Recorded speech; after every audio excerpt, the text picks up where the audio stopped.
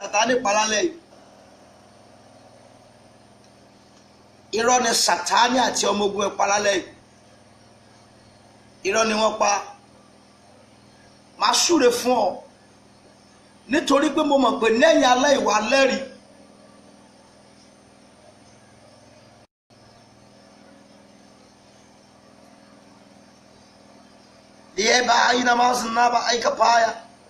Please, sorry for the network problem. Sorry for the network. Sorry for the network problem.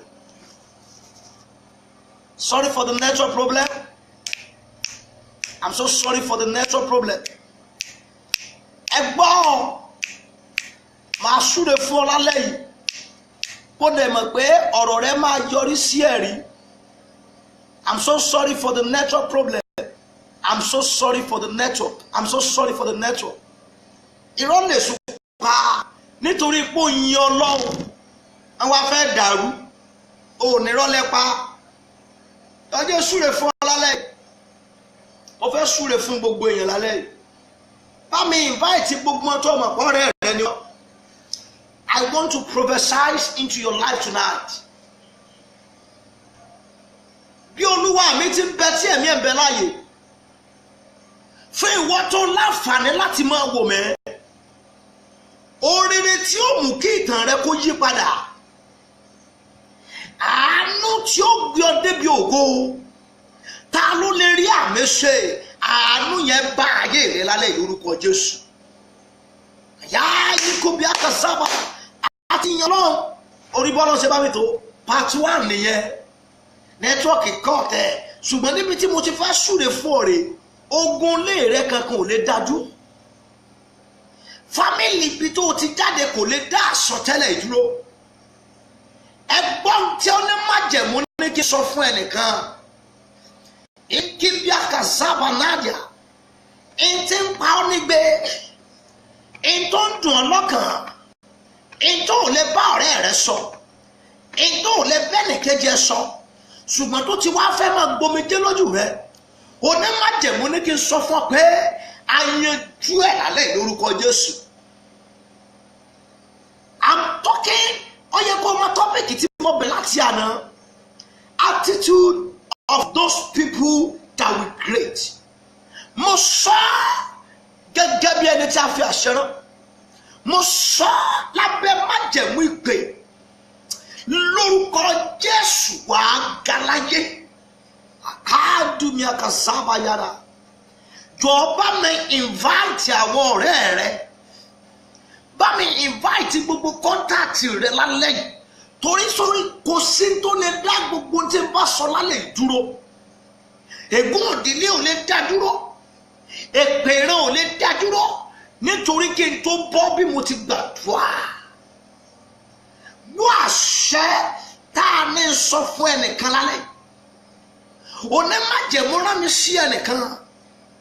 Kí ni Ọlọ́run ìpè? Ọlọ́run májẹ̀mú ní kí n wí. Bọ́ ọwọ́ tí ń yí kádàrá rẹ padà. Ọwọ́ tí ò jọ gbádùn ayé rẹ. Ọwọ́ tí ò jọ gbádùn ayé rẹ. Ọwọ́ tí ò jọ gbádùn ayé rẹ. Ọwọ́ tí ò jọ gbádùn ìrìnàjò ayé rẹ. Ọwọ́ tí ò jọ gbádùn ìrìnàjò ayé rẹ. Lórúkọ Jésù, ọwọ́ yẹn parẹ́ lára rẹ. Ayazuke maudo bia kazaba haida. Edumia ka aida bano kumia ka sabia ka aidu misintaya ba. Ẹ̀gbọ́n tí Ọlọ́run ní kí n sọ fún ẹnìkan. Àlíyámá máa yí bí kò di àmọ́ sáyà bá. Èpè tí kì í jẹ́ kí wọ́n ga nílé tó ti jáde. Àsọtẹ́lẹ̀ òdì tí kì í jẹ́ kí wọ́n ga níran tó ti jáde. Ta ló lè rí àmì ṣe? Èpè náà àti àsọtẹ́lẹ̀ náà lórí rẹ ọ̀pá rẹ. Bá mi invite gbogbo contact yẹ. Àwọn kan wà tájọ gbàdúrà ní alẹ́ àná ṣùgbọ́n wọn ti mọ̀ pé mo wà ní ọ̀la. Àwọn kan wà tẹ́lẹ̀ àtijọ́ bẹ̀rẹ̀ sí ní pray tẹ́lẹ̀ ni. Ṣùgbọ́n nẹ́tíwọ̀kì yẹn ṣe ségesège. Bá mi pè wọ́n padà. Ìbínú kí ayélujára kò zọ́ bí àkà àyìnà. Ẹ̀gbọ́n tó ní májẹ̀mú ní kékeré. èpè ìrántí ń dà èmi àti ẹ láàmú, èpè ìrántí ń dà èmi àti láàmú, àsọtẹ́lẹ̀ òdì, àsọtẹ́lẹ̀ òdì tí ń dayé èmi àti ẹ láàmú, tí ò jẹ́ kémi àti ó gbádùn ayé wa, tí ò jẹ́ kémi àti ó jèrè ayé wa. Yìí ń dún bí àkọsọ́bì àìdúnnú mi kì í dún bí àkọsọ́bà. Gbọ́ èpè náà ó yí dànù lórúkọ Jésù. Yáyábáyáyábáyábá ní báálí kanú sọ àyà. Olúwalé ò ná mi sí àwọn mẹ́ta kan lálẹ́ yìí. Ta ni ẹni mẹ́ta náà? Ẹni àkọ́kọ́ rẹ̀ tó bá mọ́ra rẹ̀. Bọ́ ọwọ́ tó ní pé kó o sunkún kẹ́yìn ayé rẹ̀. Lè á zọ ikú bí àkàsáwà. Ọwọ́ tó ní wípé ẹkún ló fi ká ìrìn àjò ayé rẹ̀. Ọwọ́ tó sọ wípé ẹkún ni wàá fi parí ẹ̀. Ẹ bá yẹn kábàlì náà sọ ìdí bí àìkèzẹ́mà àìnúkúndọ́wà. Ọwọ́ yẹn lára rẹ̀ kò parẹ́. Yàtsá ẹni tó ní àdúrà lẹ́ àkọ́kọ́ tá a rẹ́ mi sí rèé o. Ẹni àkọ́kọ́ tá a rẹ́ mi sí rèé nínú àwọn èèyàn mẹ́ta. Wọ́n ní èèyàn mẹ́ta náà ni mo fẹ́ dá sọ̀rọ̀ wọn lálẹ́ yìí wá gbọ́. Bàbá débi sọ̀rọ̀ kan ó ní tolúwa bá lòun fẹ́ dá sáà ayé èèyàn mẹ́ta ó lè jẹ́ èèyàn 100 ó lè jẹ́ gbogbo wọn. Yìí ná àìkúbi àbíza iná kò káyà. Ẹni kan ní sáà 100 àwọn 200 abá mi fẹ́ ọ̀pọ̀ èèyàn jáwó. And I will never compete with anybody. Competition is not my own race. I study and I know I will create. Bọ́ntà ni sọ fún wa lẹ́yìn. Ọwọ́ tí ń dá ọ padà sẹ́yìn. Ọwọ́ tí ń dá yé rẹ padà. Ọwọ́ tí òjò jẹ̀yàn. Ọwọ́ tí òjò ga. Sàmẹ́ ọwọ́ yẹn parẹ́ lára rẹ̀. Ní àìdúbìkẹ́ àìnúzà àìkàpáyà. Bámi invite àwọn èèyàn jọ. Invite gbogbo contact yẹn.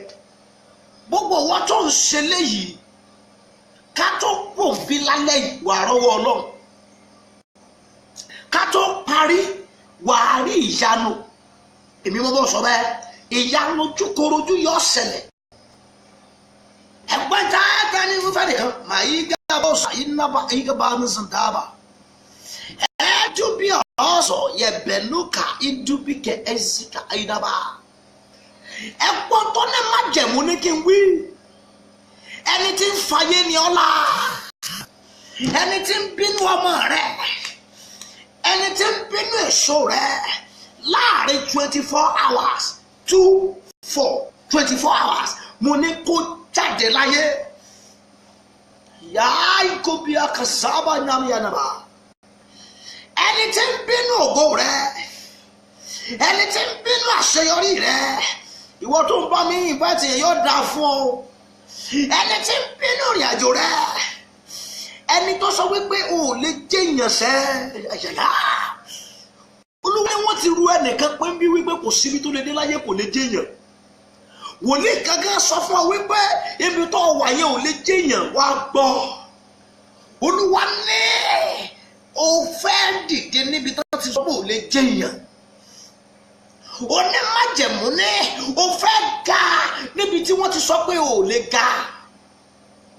Ọlọ́run ìpè, Ọlọ́run májẹ̀mú ní o fẹ́ ga níbi tí wọ́n ti rò wípé ò lè mú nǹkan rẹ̀ mú. Ta la rán mi sí lálẹ́ yìí? Ta ni ará àṣẹ ìsí? Yàá ìka pánú sọ ìdàkà. Bọ́lá tò ní lọ níbi tá a ti rò pé ò lè jẹ́yàn sí àmẹ́ ọ̀yá lọ jẹ́yàn bẹ́ẹ̀. Wọ́n ti rò wípé kí lọ fẹ́ mú bọ̀ bẹ́ẹ̀. Wọ́n ti rò wípé sọ lè mú nǹkan rẹ̀ jáde. Ọ̀gbọ́n táwọn ní àwọn aráalé rẹ̀ wọ́n wọ́n sọ pé bíbélì ní aráalé oníkálùkù ní ọ̀tá rẹ̀. Àyẹ̀yà gbogbo ẹnikẹ́ni tí ń péjọpọ̀ fún ibi lórí àyẹ̀mọ́ rẹ̀. Gbogbo ẹnikẹ́ni tí ń sọ mẹ́tẹ̀lẹ̀ ibi lórí ògo rẹ̀.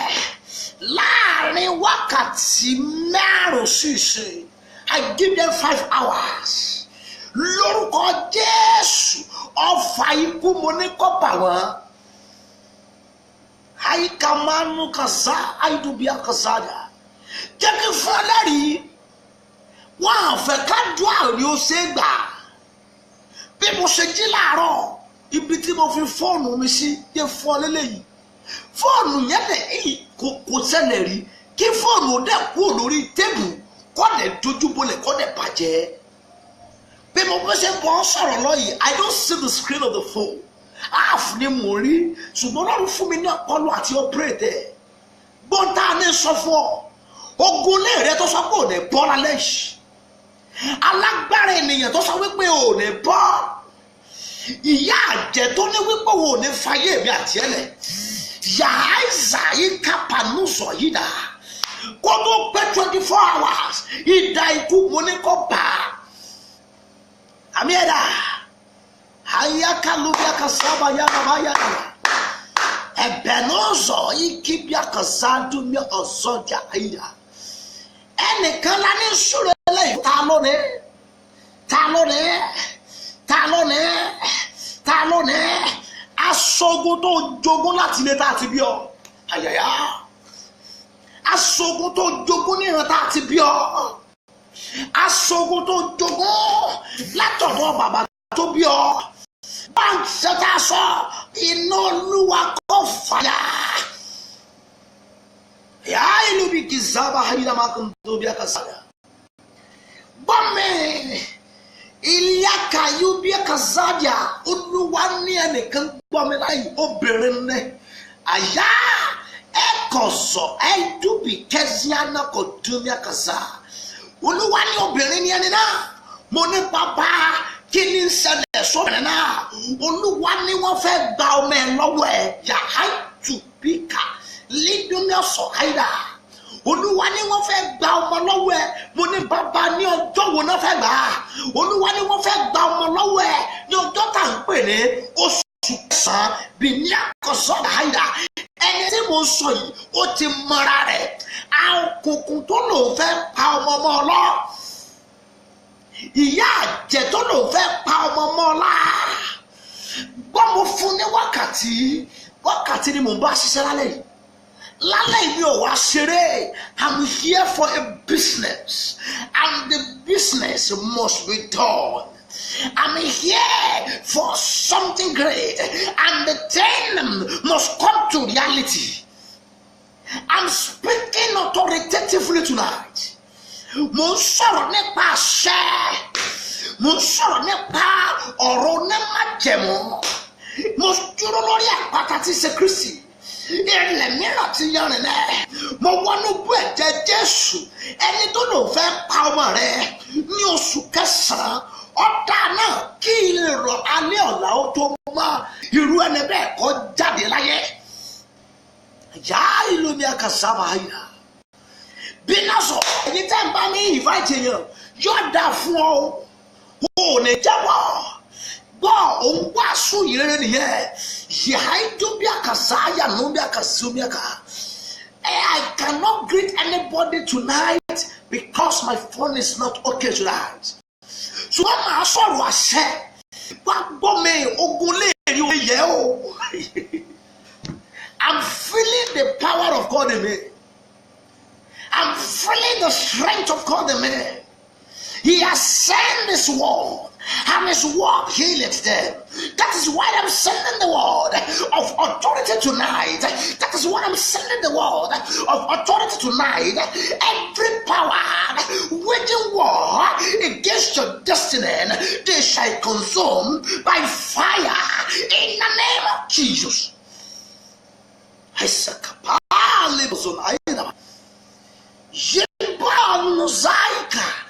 Binaza idubike ezotopa. Ẹ̀pọ̀ gbogbo wa tó láǹfààní láti máa gbọ́ mẹ́. Mi àìlù bíkì àìdúbí àìsà. Mo rí ìwé kan lọ́wọ́ ẹnìkan. Àyà. Mo ní wá ní ìwé lọ́wọ́ arábìnrin. Mo rí ìwé lọ́wọ́ arábìnrin yìí. Mílú bí kà á. Olúwa ní ìwé ìgbélu ẹ̀rẹ́. Ẹ̀dúbíkẹ̀ ẹ̀kíza ìdá. ó dẹ̀ rí ìyá arúgbó yẹn dẹ̀ gbà wọ́n yẹn lọ́wọ́ ẹ̀ ó dẹ̀ fàyà. Iye mi àìkó mi àkàsí bí àyínú ha gbogbo wọn tó ń wá wọ́n ìgbélu tó ń wó mi lọ́wọ́ báyìí. Ẹni tó fa ìwé ìgbélu ẹ̀yà tó lò ní rí gbà lọ́dún yìí ó lè má jẹ̀mú ní kí ó rí àpẹẹrẹ ìwé ìgbélu yẹn lè fẹ́ wọlé ṣùgbọ́n wọ́n ní kí n sọ fún ọ pé wàá rí ìwé ìgbélu yẹn gbà lọ́dún yìí. Má jẹ́ kí ọkàn rẹ kó padà sẹ́yìn, má jẹ́ kí ọkàn rẹ kó lọ sẹ́yìn, má jẹ́ kí ọkàn rẹ kó wà bọ́ọ̀dì nígbé ṣé mo sì lérí kíní ìgbà. Olúwa ní kí n sọ fún ọ pé wàá rí ìwé ìgbélu ẹ gbà lọ́dún yìí. Ẹ wá gbọ́, ẹni tó ṣiṣẹ́ náà kò gbọ́dọ̀ lọ scot free. Ẹni tó gba ìwé ìgbélu lọ́wọ́ rẹ tó fàyà tó ní àyàfi tó bá padà délé àkáàdùbí kẹsà ìdùbí àyínú kan sọ bí àyínú kan dábàá àkàsà ṣẹbínú bí àyínú sọ àyínú kan dùbí kẹnú bí àyínú sá. Ẹni tó gba ìwé ìgbélu lọ́wọ́ rẹ tó fàyà láàrin 24 hours òní má jẹ̀mú ní kí n sọ wípé ọ̀run kéde kú ẹ̀. Ayé kó bí aka sí mi aka àyídà mẹ́nà níbi àyídà já Olúwa ní arábìnrin kan wò mí. Ọ̀rọ̀ alẹ́ yìí ọ̀rọ̀ àsọtẹ́lẹ̀ yìí. Olúwa ní arábìnrin kan wò mí. Olúwa ní gbogbo lọ́jọ́ tí wọ́n bí ọ mílíkù ibikuzu àyínúmíkì ńdábàkú zábíàkà. Ó ní àyàtọ̀ kọ́kọ́ wí ọ́, ìyàtọ̀ kọ́kọ́ wí ọ́, ìyá yẹ ìwé èèyàn kéèyàn sóríire láyé àyà àṣà.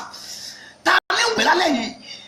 Aládùn àwọn ọlọ́wà nítòsí sáré pariwo níbi tó wà sọ pé bàbá ọwọ́ àwọn àgbàlára mi tí ò jẹ́ ń ga, ọwọ́ àwọn àgbàlára mi tí ò jẹ́ ń ga, ọwọ́ àwọn àgbàlára mi tí ò jẹ́ ńlá kojú rere ó yá sí bọ́ọ̀lẹ̀ sára yíyọ ó yá sékélé sí bọ́ọ̀lẹ̀ ọwọ́ àgbàlára mi ọwọ́ ẹni bí lára mi ọwọ́ ìyàtọ̀ wẹ̀mí lára mi tí ò jẹ́ ń sìn nǹkan rẹ̀ ó yá síbọ̀lẹ̀ ó yá àdúrà ní orúkọ Jésù. Bàbá ọwọ́ ẹni tó wẹ̀mí lára mi tí ò jẹ́ rí nǹkan rẹ̀ ṣe ó yá síbọ̀lẹ̀ síbọ̀lẹ̀ síbọ̀lẹ̀ síbọ̀lẹ̀ síbọ̀lẹ̀ síbọ̀lẹ̀ síbọ̀lẹ̀ síbọ̀lẹ̀ síbọ̀lẹ̀ síbọ̀lẹ̀ Shibala, Shibala, Shibala, Shibala, Shibala, Shibala, Shiba, Shiba, Shiba, Shiba, Shiba, Shiba, Shiba, Shiba, Shiba. Yes! Oluwawa! Haya kahumi kizaba ida. Yina sobia kanaba. Imbriko liya kazabia no aikada beauda. Uluwane shadaka ngome. Menaka sabiku indibika aizina aikabada. Uluwana nete mo soyi inu siloma celebrate birthday. You want to celebrate your birthday in the month of July. Don't tell them what you saw. Uluwana gbadua dada so that all what in bella re ko bi shima. So pe owo orogo ya me lara me. Ya. Ọwọ́ ẹni tá a jọ ń gbé lára mi tí ò jẹ́ kí n gòkè tí ò jẹ́ ń jẹ́yàn iná Olúwa ó yá síbọ̀lẹ̀ ó yá dùá ní orúkọ Jésù. Ayayayaya ọwọ́ ọ̀rọ̀gùn màmá mi lára mi tí ò jẹ́ ń jẹ́yàn iná Olúwa síbọ̀lẹ̀. Iná Olúwa síbọ̀lẹ̀, iná Olúwa síbọ̀lẹ̀, iná Olúwa síbọ̀lẹ̀, iná Olúwa síbọ̀lẹ̀, iná Olúwa síbọ̀lẹ̀, iná Olúwa síbọ̀lẹ̀. Àìkúbi kí zaba nàkàdàbà, iná Olúwa ó yá síbọ̀lẹ̀, iná Olúwa ó yá síbọ̀lẹ̀, iná Olúwa ó yá síbọ̀lẹ̀. Jésù Olúwa wá. Mama. Ọ̀rọ̀ kan ní mo bá bọ̀ lánàá láti àná. Ó náà ni attitude of the people that were great. Sir, ma, if you're going to be great, I've made mention of some things for you yesterday. I've explained some things for you that if truly you want to be great, there are some things that you need to tackle. There are some things that you need to reject. You need to examine yourself. You need to examine your life. You need to examine your destiny. You need to examine your journey. You need to examine where you are. I told you yesterday, I mentioned 4. I mentioned positiveness. I mentioned God's good servant. I mentioned growth potential and integrity. And where I stopped yesterday is discipline. You need to discipline yourself. Ẹlòmíì kò discipline ara rẹ̀ ntí ó fà á tájà ilé yín fi nípa lórí ẹ̀ lójoojúmọ́ nìyẹn. Ẹlòmíì kò discipline ara ẹ̀ ìdí nìyẹn tí testimony rẹ̀ ò fi wá sí ìmúṣẹ. Ẹlòmíì kò discipline ara ẹ̀, that is why your life still remain the same. Ẹlòmíì, something that you're supposed to have done, the step that you're supposed to have taken, you did not take it. That is why your life remained the same.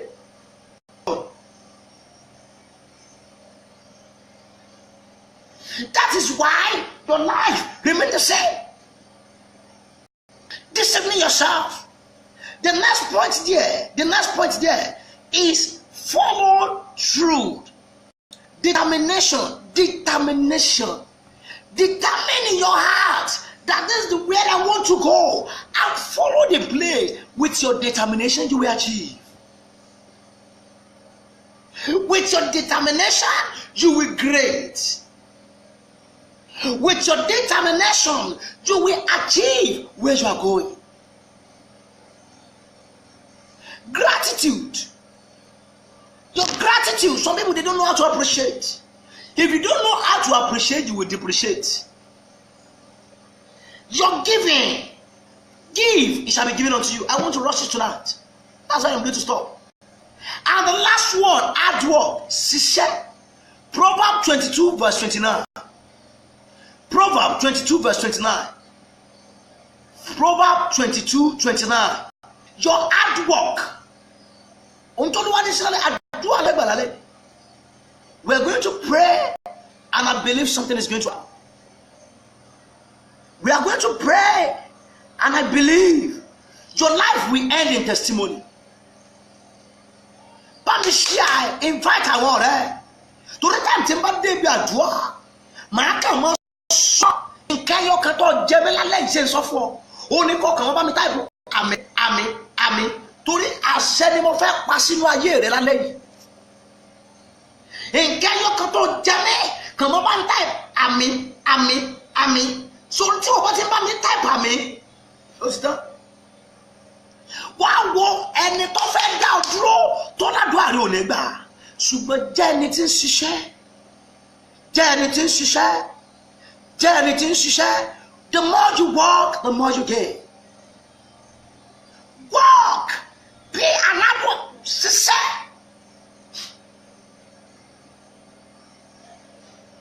Gbogbo èèyàn tí ń gbọ́ mi lálẹ́ yìí, gbọ́n tó ní má jẹ́ mo ní kí n sọ.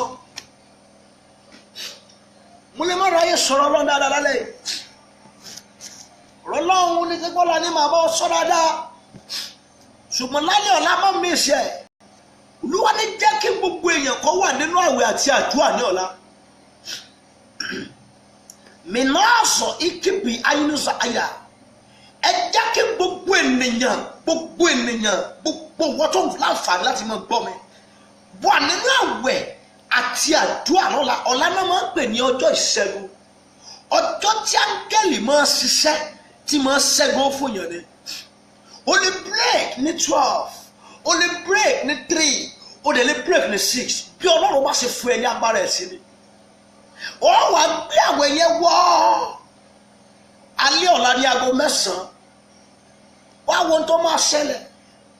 Wá wo ohun tí ó jáde. Wá gbọ́ gbogbo wọn tó bá gbà àwẹ̀ ní ọ̀la. Kàn mẹ́sẹ̀gì mi ní messenger. Wípé àìsàn I will fast tomorrow. Máa fún ẹni tí wàá ṣe. I am a messenger, I will give you the exact thing you need to do. Yaka Pauli Mozun Aida. Olúwa ní kí n sọ fún ọ pé ẹni tí ń di ọlọ́lá tìjọ́ ètí òjò ga. Ìṣẹ̀dá tí ń bẹ nídìí ọ̀rọ̀ rẹ tí òjò ga. Ẹni tí ń gbógun tàyàn mẹ́ẹ̀ tí òjò ga. Gbọ́ mi gbọ́ ń tí Ọlọ́run ní kí n sọ. Ìyá yìí dábàá ló ń ṣe náà. Olúwa ní pé títí tí màá fi parí àdúrà yìí. Olúwa ní wà lórí ìpẹ́ nítorí mo fẹ́ ṣe nǹkan nínú ayé àwòyẹ̀wò yìí. Gbọ́ mi, tó o bá wá offline tó kàn lọ báyìí kò bí ọ, Ọlọ́run ni mo fi bí ọ. Olúwa ní wà lórí ìkúnlẹ̀ títí tí wàá fi parí àdúrà fún gbogbo wọn. Ẹ gbọ́ àṣẹ àkọ́kọ́. Ẹ̀jẹ̀ Ọlọ́run má jẹ̀mú ní kí n kéde sínú ayé rẹ̀. Ẹni tó ń fi ayé ni ọlá látijọ́ yìí, ẹni tí ò gbà kí ọkàn rẹ kó balẹ̀, yẹ lóbi akazáàjà lóbi kezi bí adá nínú wa.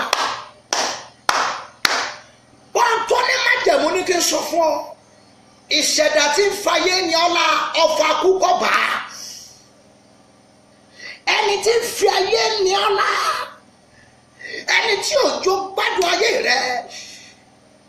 Ẹni tí òjò gbádùn ọ̀ràn rẹ, ẹni tó gbógun tì ọ́, ayélujára lóbi ká ẹ̀zùbí àkàzánà bí ànàkóṣìá sí àmẹ́ irú ẹni bẹ́ẹ̀ ìdákúkọ̀ bá.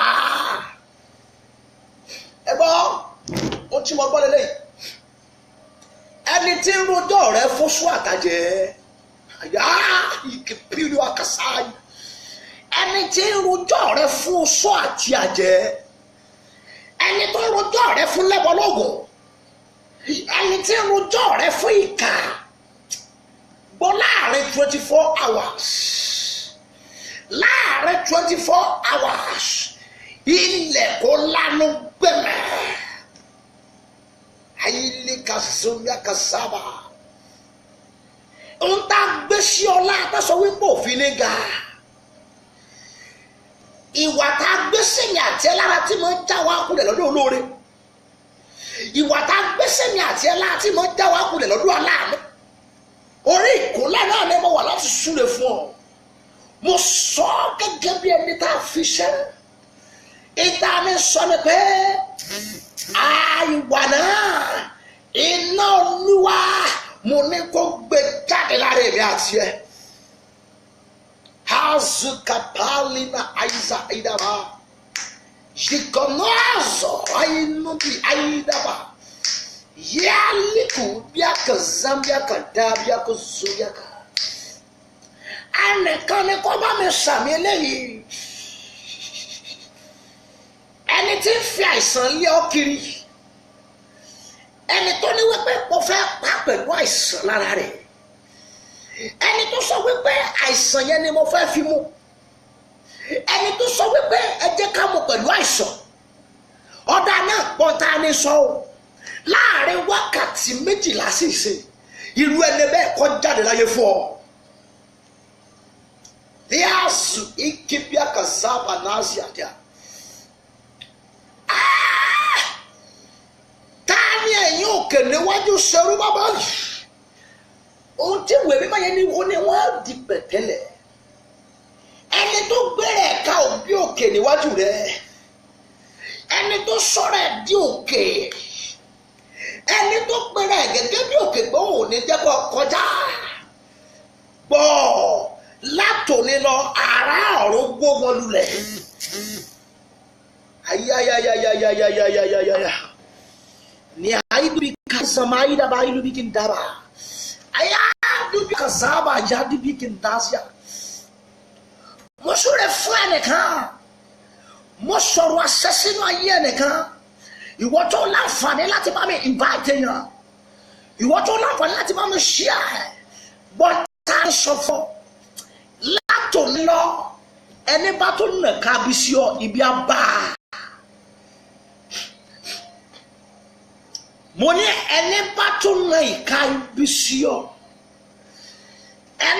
tún nà ìka àṣẹdànù sí ọ, ẹni tó bá tún dìde ogun sínú ayé rẹ, ẹni tó bá tún gbógun dìde nítorí àyànmọ́ rẹ, ẹni tó bá tún gbógun dìde nítorí kádàrá rẹ, gbọ́n tó ní májẹ̀mú ní kí n sọ fún ọ, irú ẹni bẹ́ẹ̀ ogun àjà lórúkọ Jésù.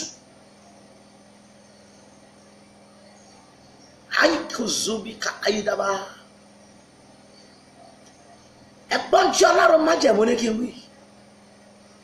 Ẹ̀yin èèyàn wo lẹ́lẹ́rí àmì ìṣe. Gbọ́ ìròyìn ayọ̀ yìí. Gbọ́ ìròyìn ayọ̀ yìí. Ìròyìn ayọ̀ lélẹ́yìí. Gbogbo ìwọ tó ń wá ọmọ. Gbogbo ìwọ tó ń wá ọmọ. Olúwa ní kí n sọ fún ọ pé a gbé ọmọ rẹ fún ọ lálẹ́ yìí. Aya kanu bí kàsáwá yìí dà.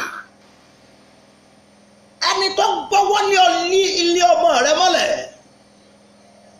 ẹni tó gbọ́wọ́ lé ikùn rẹ lọ́gànjọ́ òru, tó ní ẹ filẹ̀ àmì jó mú nǹkan gidi. Gbọ́ ọwọ́ rẹ̀ lára rẹ̀, ọwọ́ yẹn parẹ́ lórúkọ Jésù. I want you to say a loudest amen. Pali gunya baga yaba numbi kanzaba aidaba. Bọ́dún ni májẹ̀mú wí. Lẹ́tà ẹkún tá a kọ nítorí rẹ̀. Lẹ́tà wípé ẹ jẹ́ ká jẹ́ kó fi ẹkún hẹ́ndẹ̀. Lẹ́tà wípé ẹ jẹ́ ká filẹ̀ ẹkún ló máa fi parí ẹ̀. Mo rángẹ́lì Olúwa lọ́wọ́lọ́wọ́ yìí, ó yá lẹ́tà náà ọ̀run yá. Ayayayaya, jọ ọmọ Yorùbá tó bá ń bẹ́ẹ̀ máa kọrin dáadáa. Ìjà ńlá la ó fò níjà o. Ìjà ńlá la ó fò níjà o. Oṣó lé múra ogun, àjẹ́ ilé múra ogun, èmèrè ilé múra ogun. Jésù ló lórí ogun mi, òun bẹ́ẹ̀ lẹ́yìn o. Ẹni bá fọwọ́ padà ogun àbógun lọ. Ìjà ńlá la ó fò níjà o. Ìjà ńlá la ó fò níjà o. A ní oṣó lé múra ogun, àjẹ́ ilé múra ogun, èmèrè lé múra ogun. Jésù ló lórí ogun tèmi, òun bẹ́ẹ̀ lẹ́yìn o.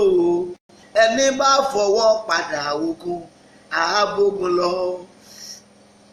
A ní èmi mọ̀pọ̀ sùn Ọlọ́run Babalọ́lá. Èmi mọ̀pọ̀ sùn Ọlọ́run Àkàndé lẹ́dẹ̀. Èmi mọ̀pọ̀ sùn Ọlọ́run A1930 ó dìde nínú agbára rẹ̀. Ẹ gbọ́ àṣẹ tá a nípa fún ẹnìkan. Ẹni bá tún fọwọ́ pa idà Ọlọ́run láyé rẹ̀. Bíbélì ní idà Sọ́ọ̀lù tó bá ti gòkè báyìí tí bá ń bọ̀ ńlẹ̀, ó ń tẹ̀jẹ̀ náà jọ ń bọ̀ ńlẹ̀. Ẹni bá tún fọwọ́ padà lójú lórúkọ Jésù á fi ẹ̀jẹ̀ wẹ̀. Ìlíà Zumia ayáda ní àbọ̀sà. Ẹnìkan la ní sọ fún. Mo ní ẹnikẹ́ni tó bá tún fọwọ́ pa idà lójú. Ẹnikẹ́ni tó tún fọwọ́ pa idà rẹ lójú. Ẹnikẹ́ni tó bá tún gbógun ti àìṣẹ̀dá rẹ. Ẹnikẹ́ni tó bá tún gbógun ti ayé rẹ. Màmá Sàmẹ́, mo ní yóò fi ẹ̀jẹ̀ wẹ̀. Ẹ ló ní àṣẹ yìí. Ayayayayayayayayayaya. Ayé mi dọ̀wọ́ rẹ, Ọlọ́run tó nígbà tí àkókò. Ayé mi dọ̀wọ́ rẹ, Ọlọ́run tó nígbà tí àkókò bàbá o. Ayé mi dọ̀wọ́ rẹ o, tó nígbà tí àkókò o. Ayé mi dọ̀wọ́ rẹ o, Ọlọ́run tó nígbà tí àkókò. Sọ bẹ́ẹ̀. Ayé mi dọ̀wọ́ rẹ, ọlọ́run tó nígbà tí àkókò ayé mi dọ̀wọ́ rẹ o ọlọ́run tó nígbà tí àkókò ayé mi dọ̀wọ́ rẹ o ọlọ́run tó nígbà tí àkókò ayé mi dọ̀wọ́ rẹ o ọlọ́run tó nígbà tí àkókò dìde tógun dìde tìjàtìjà dìde nínú agbára rẹ o dìde ọlọ́run mi o kó wá ṣèrànwọ́ fọ́kàn mi dìde tógun dìde tìjàtìjà o dìde nínú agbára rẹ o dìde ọlọ́run mi o kó wá ṣèrànwọ́ fọ́kàn mi o dìde ọlọ́run mi kó wá ṣèrànwọ́ fọ́kàn mi o dìde ọlọ́run mi o kó wá ṣèrànwọ́ fọ́kàn mi o dìde ọlọ́run mi o kó wá ṣèrànwọ́ fọ́kàn mi o dìde ọlọ́run mi kó wá ṣèrànwọ́ fọ́kàn mi o dìde ọlọ́run mi o kó wá ṣèrànwọ́ fọ́kàn mi yé ọlọ́run mi o kó wá ṣèrànwọ́ fọ́kàn mi o dìde ọlọ́run mi o kó wá ṣèrànwọ́ fọ́kàn mi yé ọlọ́run mi ò kó wá ṣèrànwọ́ fọ́kàn mi. ẹgbọ́n tó ní májẹ̀mú ní kí n sọ yá ìlú mi ẹ̀rọ yàrá yàrá ìlú mi kì í sábà jà. látòní lọ agbára tí mo dábì padà sórí oníbi ẹ̀jẹ̀yà wọ́n ní jẹ́ kí àwọn ìwé kó béèrè fún agbára èyí wo lẹ nílò agbára ọlọ́run nígbà tí agbára ọlọ́run dé gẹ́gẹ́ bí tọjọ́ Pẹ́ńtíkọ́sì ayélujára zọ ìkà gbogbo yẹn pariwo agbára tí mo dábì padà sórí oníbi agbára tí mo dá àṣàṣe padà sórí àṣàṣe agbára tí mo dá ìpè padà sórí lẹ́kọ̀ọ́ olúwa gbé wọ̀ mẹ́ olúwa gbé wọ̀ mẹ́ òyà àdúrà ìyá ìkómi akapana sájà agbára tí mo dá àṣàṣe padà sórí àṣàṣe agbára tí mo dá ìpè padà sórí lẹ́kọ̀ọ́ olúwa gbé wọ̀ mẹ́ ẹ̀mí àwọn wọ̀nyí ẹgbẹ́ wọ̀ mẹ́ láyé agbára tí mo dá àṣàṣe padà sórí àṣàṣe agbára tí mo dá ìpè padà sórí lẹ́kọ̀ọ́ yìí àyídábà nùkà bá ń jà ẹ̀dá oyè gbé wọ̀ mẹ́ gbé agbára wọ̀ mẹ́ gbé agbára wọ̀ mẹ́ gbé agbára wọ̀ mẹ́ gbé agbára wọ̀ mẹ́ agbára wọ̀ mẹ́ gbé agbára wọ̀ mẹ́ gbé agbára wọ̀ mẹ́ gbé agbára wọ̀ mẹ́ Jésù Olúwa wa bọ́mọ̀rán agbára sínú ayé rẹ agbára tí mo dé ìpè padà sórí lẹ́bùn agbára tí mo dé àṣàṣe padà lórí àṣàṣe agbára tí mo yí ibi ìdànù ta ló rà mí méje ṣe agbára yẹn wọnú ayé rẹ ṣí a fídíò yìí ní 30 times síwọ rẹ jẹ́ kó pé 30 ẹnìkan ní sàn ó ti pọ̀ jù jọ ìwọ sáré ní provide rẹ jẹ́ kó pé 30 síbẹ̀ mo rà ṣẹjáde sínú ayé ẹnìkan mo rà àwọn ṣẹjáde sínú ayé rẹ agbára tí wàá fi jẹyàn power is an ability to do work or capacity to do work. Agbára tí wàá fi ga, agbára tí wàá fi jẹyàn lórúkọ Jésù ọ̀run gbé wá. Ẹ̀yin wo lẹ nílò agbára Ọlọ́run? Ibi kanú sàhídà agbára tí mo polongo ògo. Agbára tí máa polongo ayé yàn agbára tí ó gbé ọdẹ mi gíga láyé agbára tí ó mọ ga agbára tí ó mọ fọ gbogbo ènìyàn pariwo sọ pé agbára Olúwa gbẹmí wọ̀ gbẹmí wọ̀ gbẹmí wọ̀ gbẹmí wọ̀ gbẹmí wọ̀ agbára Olúwa gbẹmí wọ̀ agbára Olúwa gbẹmí wọ̀ agbára Olúwa gbẹmí wọ̀ agbára Olúwa gbẹmí wọ̀ agbára Olúwa gbẹmí wọ̀ agbára Olúwa bí ayé mi wọ̀. Agbára Olúwa bí ayé mi wọ̀ agbára Olúwa bí ayé mi wọ̀ agbára Olúwa gbọ́mọ̀ mọ́ kàn gbé agbára bẹ̀yẹ bó dẹ̀ ní bá ń tún ìdí rẹ̀ ìbá kan ló zọ̀ yìí dábàá ní kàdáza agbára Olúwa bí ayé mi wọ̀ agbára táyé mi ò fi fọ́ agbára táyé mi ò fi ká agbára. Agbati ma fi debi giga. Agbára te su le ri mo. Ima kaziga haida. Olúwa pè wá me. Jésù Olúwa wa.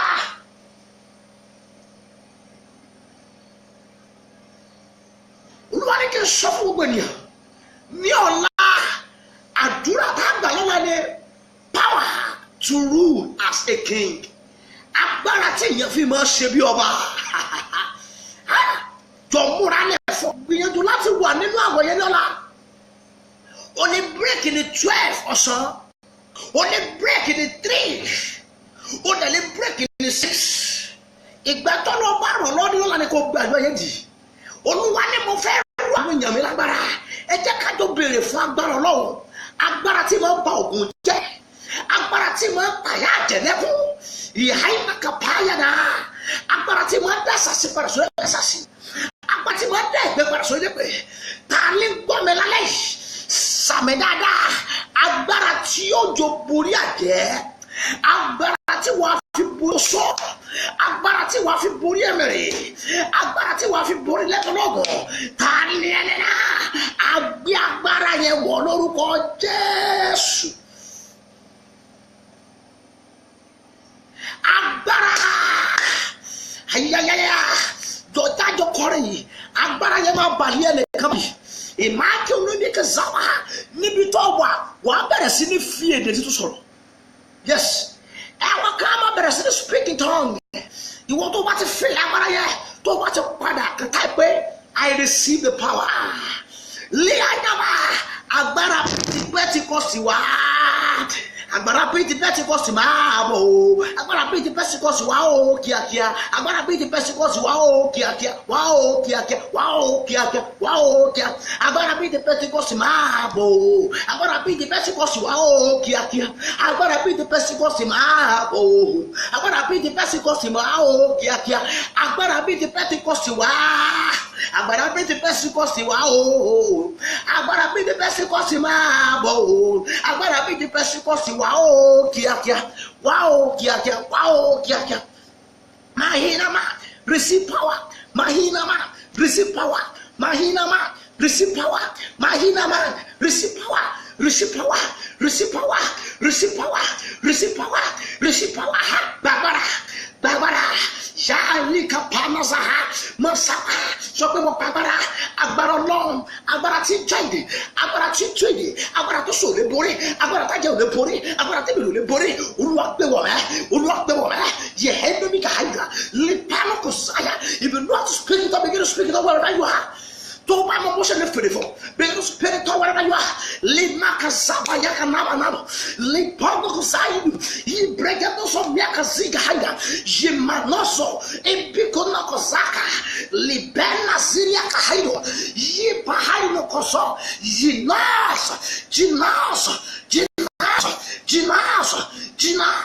Jinasa. Aha. Speaking tongue. Jimbrakazoniaka. Jimakuzoniaka haka. Likadubikehesa. Meekotobiaka. Melekudubiaka.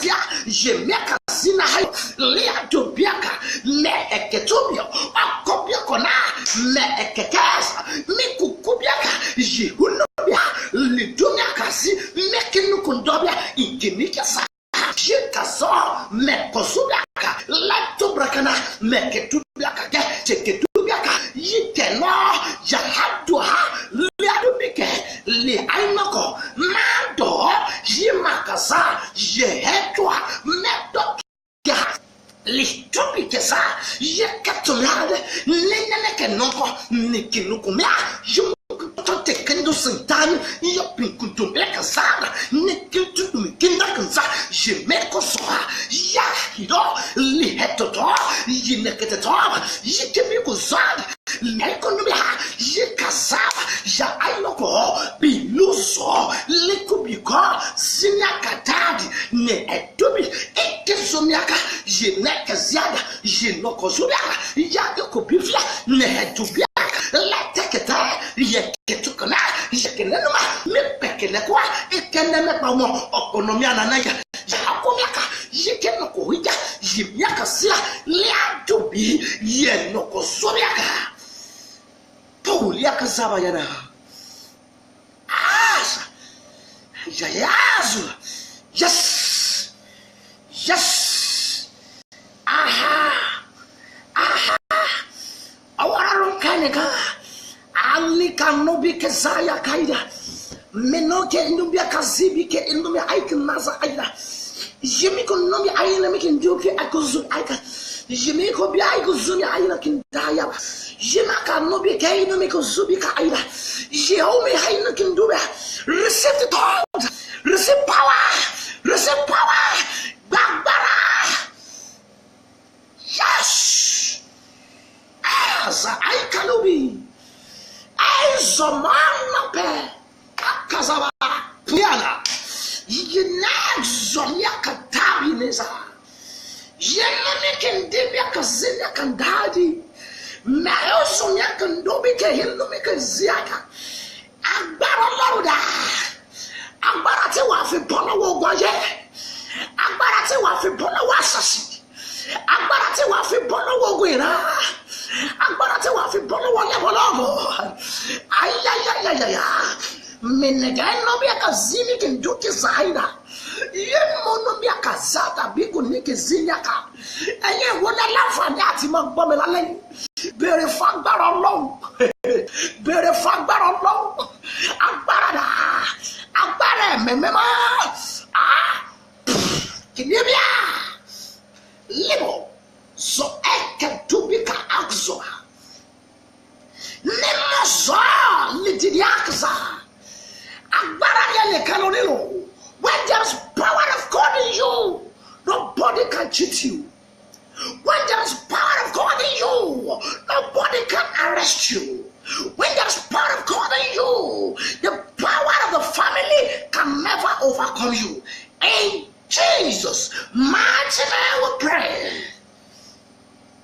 Joloba me sofu gbogbo àwọn ọ̀rẹ́ rẹ̀. I'm sending you a work tonight. Tomorrow night will be very powerful. Aliola mo pe ni ali agbára. Asale me money a night of Holy Spirit. Gazu kamana zabania kasataya. I will tell you what you can use to make it alive. Jagbara number 2 nínú rẹ̀ wà galaye. Ilé akọ̀sọ́ba ní kìsàtàyà. Ẹ̀yin wọlé láǹfààní láti máa gbọ́ mi lálẹ́ yìí. Báńkì Ọlọ́run ìṣẹ̀dá ní kí n sọ fún ọ. Báńkì Ọlọ́run máa jẹun ní kí n sọ fún ọ. Ayé kìnnú mi kàzíbi kì náà di àbàsàtàyà. Ẹ̀yin wọlé láǹfààní agbára tí wàá fi ga, agbára tí wàá fi jẹyàn, agbára tí wàá fi gòkè láyé, agbára tí ò lè já ọgbọ́n mọ́, ó yá gbà lórúkọ Jésù. Libonozo ekapaya danaza, liaitu blazoina. Allah baralale yo. Ni kalima kazuna kataba ya. Agbota mi sofe ni kalale. Agbon tí ó na májẹ̀mú ní kékeré. Agbára tí wàá fi jẹyàn. Agbára tó fi ní rí ìrírí ìjákulẹ̀ mọ́ láyé. Agbára tó fi ní rí ìrírí ìpadà sẹ́yìn mọ́. Ayẹnìna. Oya gbàgbára náà.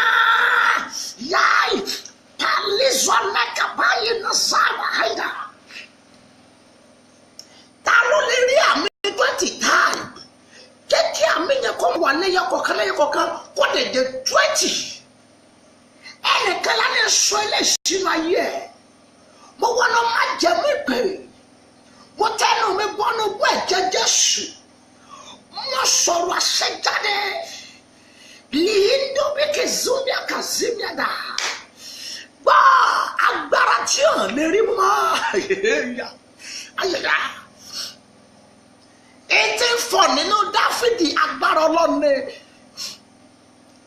Èrò Dáfídì ni nígbà tí mo sọ agbẹ́rọ bàbá mi lipanika kìnìún kan wọ́n dẹ̀ gbé àgùntàn wọ́n dẹ̀ fà á ya wọ́n dẹ̀ gbé jáde láàyè padà agbára ni tá a bá jù ọ́ sáàrin kìnìún sẹ́kìnìún ò ní gbé ọmọ yìí nígbà tó ṣe pé nílùú tó wà àlàkálà ló ńlá ò ní agbára ọlọ́run ẹ̀ tí agbára ọlọ́run bá dé wàá rí irọ́ ọlọ́run àfitì ṣẹlẹ̀ rẹ̀ tí ó máa ṣẹlẹ̀ hàn nígbà tí agbára ọlọ́run bá gbé ọwọ́ níbi gíga tá a fẹ́ gbọ́dé wà débẹ̀ má gbàgbé lọ́la àwẹ̀ àti àdúrà alẹ́ ọ̀la yẹn mo lè má ti jẹ nǹkan kan mi ò ní jẹ nǹkan kan títí tẹ́mi àti òfìjọ gbàdúrà ní alẹ́ ọ̀la bí n bá ti ń parí àdúrà lọ́la màá wá lọ break gbogbo ẹ̀yẹ tá ń wọ̀ mí iṣẹ́ mi àti iṣẹ́ ìyanu kan ò lè ṣẹlẹ̀ láì sí àwẹ̀ àti àdúrà nípa ṣàwẹ̀ àti àdúrà ó ní èmi àti ẹ̀ lè fi lẹ́rìí nípa ṣàwẹ̀ àti àdúrà ó ní àfilẹ̀ gbàgbára àwọn ọmọ ẹ̀yìn kóra yẹn wọ́n jọ sí yàrá òkè they begin to ask for power ó rí bí wọ́n ṣe gbàgbára tán tí wọ́n bọ̀ ta Paul ń ṣìlà bí wọ́n ṣe jáde sẹ́dọ̀ rẹ̀ tábìlì wọ́n sí àmì àti sẹ́yanu àkọ́kọ́ tí wọ́n kọ́kọ́ ṣe sáà tí lóòótọ́ tó ọba ní testimony má jẹ́ ń purọ́ kan ọjẹ́ jẹ́ ń gbéra mi pamọ́ lálẹ́ jẹ́ ń fìràn pamọ́ ètò onílò agbára ọlọ́run sáà tó ọba ti ní gbàgbára ayárí ọmú when there is power in you there is authority in you got it nígbà tí agbára ọba ń bẹ láyé rẹ you have authority. You can display authority. They call one of my father authority. Why are they calling him authority when there is power in him? Professor Mujo. When there is power of God in him, they say suddenly they begin to speak in tongues. If you don't know how to speak in tongues, you will speak in tongues tomorrow, right? Mo lè gbà ọ́ láàyè kọ́ ọmọ táìpù nǹkankan lọ́la kan ságbé fóònù yẹn sí ẹ̀gbẹ́ rẹ àárọ̀ àṣẹ kan jáde sí ayé rẹ wàá dẹ̀ ní ẹ̀rí lè àìdù kàpá ní zọ̀ yìí kàpá gbogbo wọn tó ń gbọ́ mi lálẹ́ yìí gbọ́ntọ́ ní má jẹ̀mú ní kí n kéde fún ọ agbára tí wàá fi dá alumia kasaba yada olúwa ní lẹ́yìn àdúrà lẹ́yìn àwọn kan lálàbà mi wàhálà àlá kan aláyẹ máa jẹ́ àlábà mi tá a bá ti gbé aláyẹ wá kó dẹ̀ bẹ́ẹ̀ ni èmi dẹ́pẹ́ láàárọ̀ la send ẹ̀sìn mi ní messenger libanos ayaba agbára tí wàá fi jẹ́yàn agbára tí wàá fi dá ta lẹ́ni tó nílò agbára lọ́rùn ó yá gbà á bọ́ àdúrà tó lọ́wọ́ ní ká gbà sọ pé agbára tí mo dá àmì àjẹ́ padà fálámẹ̀ àyàlá ní makadaba agbára tí mo dá àmì oṣó padà fálámẹ̀ agbára yẹn gbé wọ̀ mẹ́ ẹ gbọ́ mo súre fún ẹnìkan agbára tí mo dá mi padà fàlámì agbára tí mo dá mi mọ́sọ̀rọ̀ padà fàlámì yẹn agbára tí mo dá mi má jẹ́ èèyàn fọ́lẹ́ má jẹ́ èèyàn yẹn lórúkọ Jésù agbára yẹn wọ ayé rẹ agbára tó òfin ní jẹun lójú oorun mọ́ agbára tó òfin ní ìbálò ojú oorun mọ́ agbára tí wàá fi lè borí àrékérekè sáárì agbára tí wàá fi borí àrékérekè sùn agbára tí wàá fi lè borí àrékérekè Sátánì àtọmọgùn rẹ̀ ta ni gbọ́ mi agbára yẹn agbéwáyé rẹ̀ ayayaya mo ní gba agbára ó dalẹ́ ọ̀la tomorrow night will be a night of power. your friends. Tell your neighbor, tomorrow will be too hot for devil. Ìjà ńlá la ó fonijà, òṣòlé ẹ̀múra ogun, àjẹ́lé ẹ̀múra ogun, ẹ̀mẹ́rẹ́lé ẹ̀múra ogun. Jésù ló lórí ogun tàwa, òun bẹ̀ lẹ́yìn wa o. Ẹni bá fọwọ́ padà ogun, àbógun lọ. Má bẹ̀rù, ẹnìkan ní pásítọ̀ ilé dálẹ̀ lálẹ́ ìmọ̀ lágbára, ọ̀lágbára. Wàá padà lẹ́rìí ni nítorí pé èmi nígbàgbọ́ pé ọ̀rọ̀ rẹ̀ á yọrí sẹ́rì. Nítorí pé mo nígbàgbọ́ pé wàá dúpẹ́ kàn yìí. Nítorí pé mo nígbàgbọ́ wípé at last you will celebrate. Nítorí pé mo mọ̀ pé àwọn ọ̀tá rẹ̀ wá sábọ́jọ́. Ẹni bá tún gbé ọwọ́ mi wá nítorí pé mo mọ̀ pé yóò kàn ìdí nínú yọ̀. Ká tó parí àdúrà yìí ní ọjọ́ Friday. Ẹ̀yin ìwọ lẹ láǹfààní láti ṣe àmì. Jẹ́ kí àmì rẹ kó gbé ẹtí bẹ́lẹ́gbẹ̀ẹ́ rẹ mẹ́. Látòní lọ ẹ̀rí tó ò rí rí. Testimony tí ò farahàn rí nínú ayé rẹ. Testimony tí ò ṣẹlẹ̀ rí nínú ìran rẹ. Mílíọ̀nù kò ná sọ bí àkàsábà. Testimony yẹn farahàn lórúkọ Jésù. Bá mi share fídíò yìí. Invite àwọn ọ̀rẹ́ rẹ. Ẹnìkan ní pastors our close nù. Àti close. Mo fẹ́ súre fún gbogbo èèyàn. Mo fẹ́ súre fún gbogbo èèyàn. Ọ̀sán fún ọpẹ́ lálẹ́ irọ́ lè so pa. Irọ́ ni Sátánì àtọmọ ogun ẹ̀ pa. Nítorí wípé a ó fi ẹ̀rí bẹ̀ ọ́. Olúwa mi yóò dìde nínú ògo rẹ̀ o. Amúnú mi dùn, ayé gbà mí padà sí rere. A ó wọ̀ mí lẹ́wù ògo, abọ́ ọ̀sán ẹ̀gàn kúrò. Olúwa mi yóò dìde nítorí tèmi o.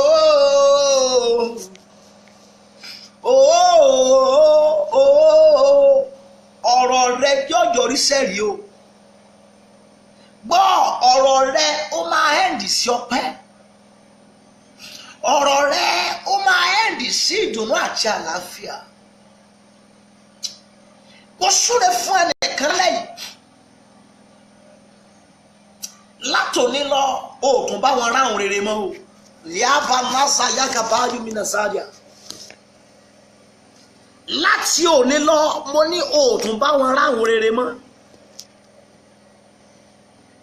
Látòní lọ gbogbo ìrìnàjò tó bá rí ọmọ pé ọ.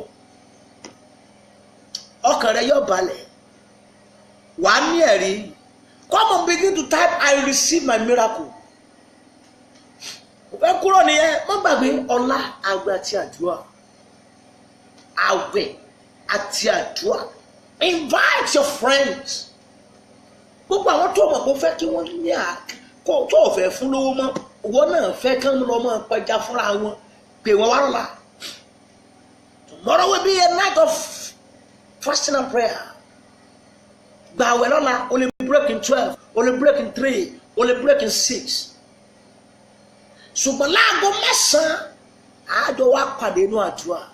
Èmi ò ní jẹ́ nǹkankan títí tí màá fi débi láago mẹ́sàn-án lálẹ́ ọ̀la. Àmọ́ tí wọ́n parí ẹ̀, àwa lọ break. Mi ì gba biribiri, mo ti gba biribiri kọjá. Ẹnìkan ní sá, dáadé ẹ̀ wá ní gba biribiri, mi ì gbà. Àwẹ̀ lÓlúwa ní ká gbà. Wàá dẹ̀ lẹ́rìí o. Ayé rẹ yóò so èso rere. Come get like I receive my miracle. Ẹni tó fẹ́ gbà lọ́wọ́ Ọlọ́run bẹ̀rẹ̀ tí ń ṣe bẹ́ẹ̀. Bẹ̀rẹ̀ sí ní type ẹ̀. I receive my miracle. Bẹ̀rẹ̀ type it. I receive my promotion letter. Lima kabanu zaidaba. Begin to receive it from God. I receive. I receive. I receive. receive. Bá mi gbà lọ́wọ́ Ọlọ́run. I receive my promotion letter. I receive my testimony. Receive it from God. Gbogbo tó fẹ́ lọ́wọ́ Ọlọ́run bẹ̀rẹ̀ sí ní béèrè lọ́wọ́ Ọlọ́run. Bá ń bẹ̀rẹ̀ sí ní béèrè. Ó yẹ kó ti mọ̀ pé mo ti fẹ́ round up nìyẹn mọ́ kanjú. Jẹ́ kí n súre fún ẹ kó tó lọ. I receive my testimony. In tó fẹ́ kọ́ lọ́wọ́ ṣe fún bẹ̀rẹ̀ sí ní béèrè lọ́wọ́ ẹ̀. Thank you for tonight, Father. Begin to receive it though, but not try to receive. Heavenly Father, we give you the praise. Nimakapali bazana yaba yaba. Nizobia naga nabo zonabra ida mazonani. Jinobo zonaga nabalia da bazonia kataba. Pinoso ibraga jumega zaba nada braga nozo naba ida. Ma aino bino bikin zada ba ida bin nova ida kalu bin nozo ida. Jibana baza. Bo mo so asotele ne gbogbo tó kọ yẹn. Awa si mo se. Ma aida. Enno ko zobia aida. Manaya laba nabia. Mizogia kapaya da nubia aiza. Malika nozo aida baya na. Jika lubio zoyege nozo ikapino kanzai. Nipino kuzubia kaino bigan dubika aida. Thank you, Father. Thank you, Father.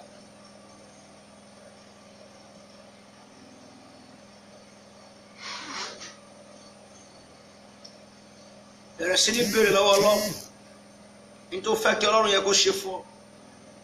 Ó dẹ̀ ti rí bẹ́ẹ̀ o. Àṣẹ ti gùn. Ó sólé yín ò lè yí padà. Àjẹ́lé yín ò lè yí padà.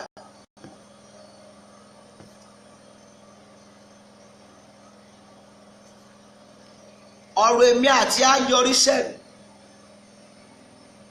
Wà dúpẹ́. Lima kapaya daba. You will testify. You will testify. You will testify.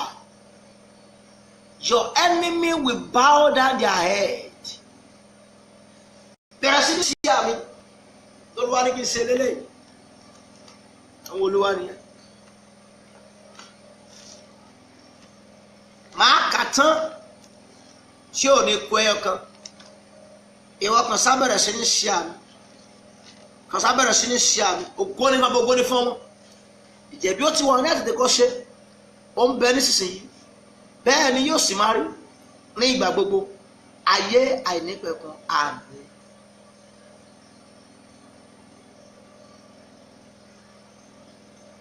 Máa gbọ́ Psalm 35. Olúwa yóò gbógun ti àwọn tí ń gbógun tì ọ́. Yóò fi ìjà fún àwọn tí ń bá ọjà. Dí asà àwọn àpáta rẹ mú kí ó sì dìde fún ìrànlọ́wọ́ rẹ. Mọ̀ sí àmì. Fá ọkọ̀ yọ pẹ̀lú kí ó sì dènà àwọn tí ń ṣe inúnibíni sí ọ. Kó sì wí fún ọkàn rẹ pé èyí ni ìgbàlà rẹ̀. Kí àwọn ọ̀tá rẹ kí wọ́n dààmú. Sàmì o. Kí àwọn ọ̀tá rẹ kí wọ́n dààmú. Kí a sì ti àwọn tí ń wá ọkàn rẹ lójú. Kí a sì mú wọn padà. Kí a sì dààmú àwọn tí ń gbèrò palára rẹ. Gbogbo ẹnikẹ́ni tí ń gbèrò palára rẹ a ó dààmú ẹ̀. Gbogbo ẹnikẹ́ni tí ń gbèrò palára rẹ a ó dààmú ẹ̀. Gbogbo ẹnikẹ́ni tó fẹ́ fi ayé ní ọlá a ó fi ayé ní la. Gbogbo ẹnikẹ́ni tó fẹ́ fi ayé ní ọlá a ó fi ayé ní la. Mọ̀ ṣe àmì yẹn. Kí wọn kí ó dàbí ìyàngbò níwájú afẹ́fẹ́. Kí áńgẹ́lì Olúwa kí ó máa lé wọn sí àmì. Gbogbo ẹnikẹ́ni tó ń dààmú ẹ. Gbogbo ẹnikẹ́ni tó ń yọ lẹ́nu. Bí Olúwa ti ń bẹ tí ẹ̀mí ń bẹ láàyè. Kí wọn kí ó dàbí ìyàngbò níwájú afẹ́fẹ́. Kí áńgẹ́lì Olúwa kí ó máa lé wọn. Kí ọ̀nà wọn kí ó ṣókùnkùn. Kí ó sì máa yọ̀. Kí áńgẹ́lì Olúwa kí ó sì máa lé wọn. Nítorí pé ní àìnídìí ni wọ́n dẹ àwọn wọn sílẹ̀ fún ọ. Wọ́n sì wá ihò sílẹ̀ fún ọkàn rẹ ní àìnídìí. Kí ìparun kí ó wá sórí wọn lójijì. Sàmì o. Kí ìparun kó wá sórí wọn lójijì. àwọn rẹ̀ tí ó dẹ́ kí ó mú òtìká lára rẹ̀, ìparun náà kí ó ṣubú sí. Àmín. Ọkàn rẹ yóò sì máa yọ̀ ní ti Olúwa, yóò sì máa yọ̀ nínú ìgbàlà rẹ̀. Gbogbo egungun mi ni yóò wí pé, Olúwa, ta ni ó dàbí rẹ̀ tí ń gba tálákà lọ́wọ́ àwọn tí ó lágbára jùlọ, àní tálákà àti aláìní, ẹni tí ń fi ṣe ìkógun. Àwọn ẹlẹ́rìí èké máa gbọ́ o, àwọn èké dìde, wọ́n bí mi ní ohun tí èmi kò mọ̀. Gbogbo ẹni tó ń bí ọ lè rí tó mọ̀, lórúkọ Jésù Ọlọ́run kó dìde ìjà fún ẹ. Wọ́n tó wò mí lálẹ́ ìwà rí àánú gbà, ọkàn rẹ yóò balẹ̀, wà ní testimony o, ọ̀rọ̀ rẹ á yọrí sẹ́rìí. Jésù Olúwa wa. Amen. Thanks for watching. I love you all. Come on, display the love. Àwọn kan ti lọ, wọ́n ti sá lọ, wọ́n ní pásítọ̀ ti parí. Come on, display the love. Come on, display the love. Come on, display the love. I mean, display love here. Just say, Daddy, we love you. Come on, display the love. Thank you, Jesus, for tonight. Thank you, Heavenly Father, for tonight. Thank you, our Father. Come on, display the love. Come on, display the love. Come on, display the love. If you love Christ in me, say, Daddy, I love you, sir. I love you all. Thanks for watching. Don't miss tomorrow night, by God's grace, with fasting and prayer. Only by way the 3, only by the 12, only by the 6. If it's your own man around it, you go by way. You're there for your Jésù. I love you all. I love you. I love you. I love you. I love you. I love you so much. Thanks so much. Thanks for watching. God bless you in Jesus' name. Thank you. Thank you. Thank you. Thank you. Thank you. Thank you. Thank you. Mama Olajumoke, thank you. Mama Perosayemi, thank you. I greet one of you, thank you. I cannot see names tonight. The screen of my phone has a little problem. But I give up God's glory because He allowed it to end well. Glory be to Almighty God. Come on, type, I love you, sir. I love you all. I love you all. I love you all. Thank you so much. Thank you. Let's share the grace. The grace of our Lord Jesus Christ, the love of God, and the sweet of the Holy Spirit be with us now and forevermore. Amen.